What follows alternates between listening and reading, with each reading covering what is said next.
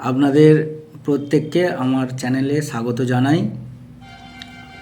আমরা যে 2024 সালের ফিজিক্সের কোশ্চেন পেপারটা সলভ করছিলাম, আজ তার সেকেন্ড পার্ট অর্থাৎ বিভাগ খ এর অ্যান্সারগুলো আমরা দেখে নেব। 2.1 এর কোশ্চেনটা দেখো তোমরা। ক্লোরিন পরমাণু ওজোন অণুর বিনষ্টি ঘটায় এই বিক্রিয়ার একটি বিক্রিয়ার সাহায্যে দেখাও।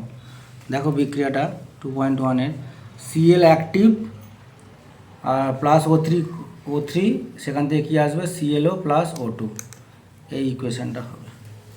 ঠিক আছে, আবার একবার দেখে নাও।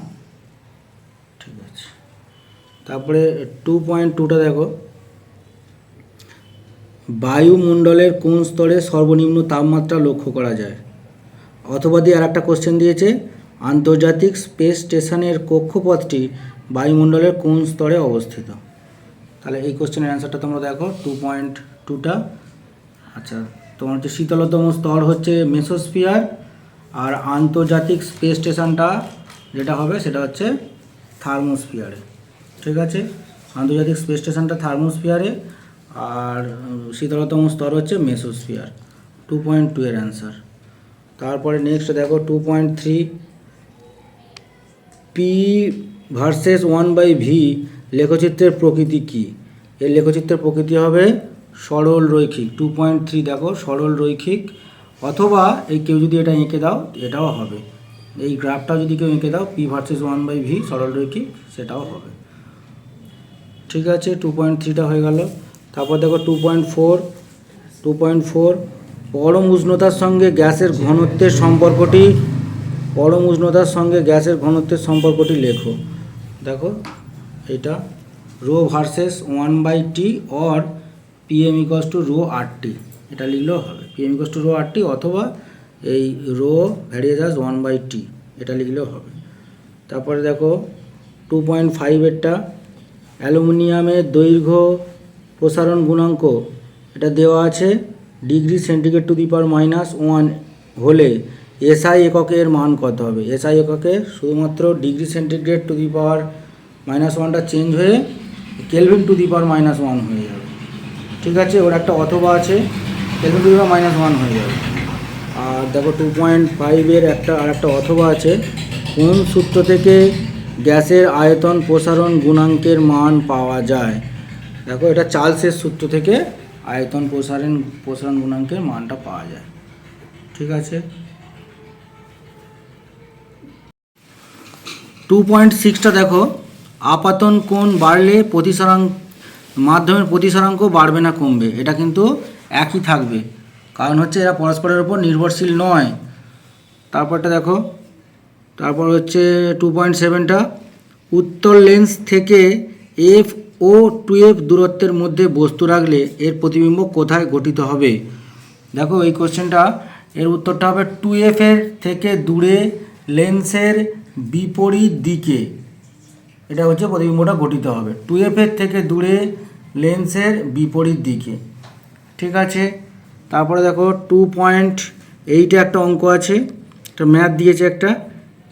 একটি বর্তনীতে 6 ওহম ও 3 ওহম রোধের সমান্তরাল সমবায়ের সঙ্গে 1 ওহম রোধকে শ্রেণী সমবায়ে যুক্ত করলে বর্তনীর তুল্য রোধ। দেখো এটা আমি কোষে দেখিয়ে দিচ্ছি তোমাদের।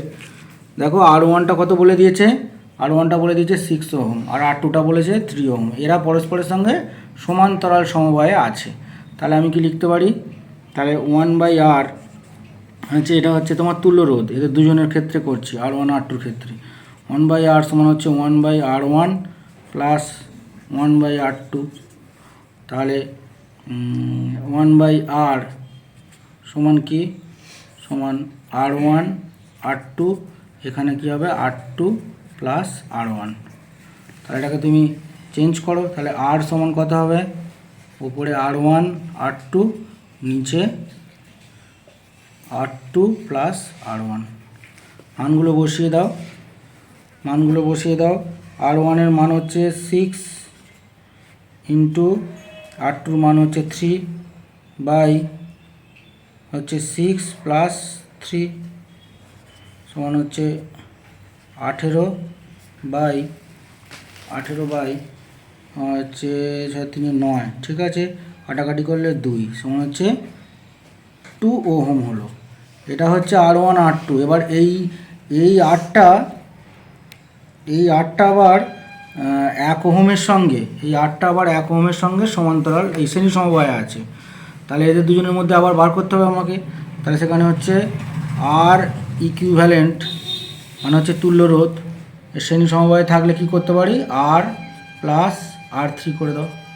তাহলে আর এর মান তুমি বার করেছো 2 ওহম প্লাস R3 মান দেওয়া আছে 1 ওহম সমান কত, 3 ওহম। এটা উত্তর হবে। ঠিক আছে, অঙ্কটা আরেকবার ধরছি, তোমরা টুকে নাও।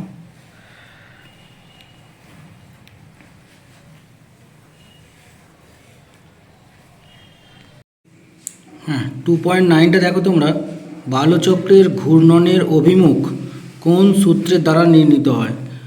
এটা তোমাদের ফ্লেমিংয়ের বামহস্ত নিয়ম সূত্রের সাহায্যে নির্ণীত হয়। ঠিক আছে, 2.9।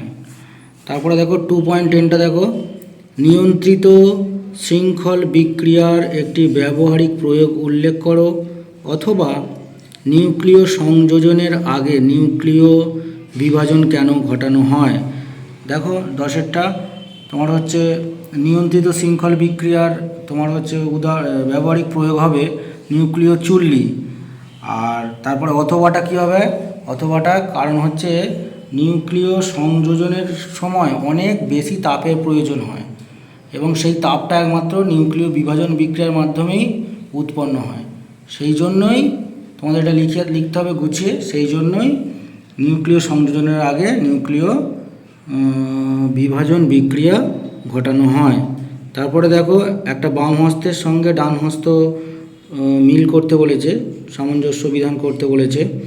দেখো এটা নোবেল গ্যাসের সঙ্গে হবে Rn রেডন, ইনভার হবে ডি একটি সংকর ধাতু, সর্বনিম্ন তড়িৎ ঋণাত্মক মৌল Cs বা সিজিয়াম। তারপরে দেখো Zn + C সমান Zn + CO, এটা হচ্ছে কার্বন দ্বারা বিজারণ। ঠিক আছে, এটা হচ্ছে ম্যাচিংটা তোমাদের। তারপরে দেখো তারপরে 12 কোশ্চেনটা দেখো, জল ও বেনজিনের মধ্যে কোনটিতে KCl দ্রবীভূত হয়। এটা হচ্ছে জলে KCl দ্রবীভূত হয়। ঠিক আছে, তারপরটা দেখো, তারপরেরটা জলের তড়িৎ বিশ্লেষণের সময় কোন তড়িৎদ্বারের জারণ ঘটে। এটা হবে অ্যানোডে। আর অথবাটা দেখো, তড়িৎ বিশ্লেষণের সময় AC আর DC এর মধ্যে কোনটি ব্যবহৃত হয়। এটা তোমরা জানো DC।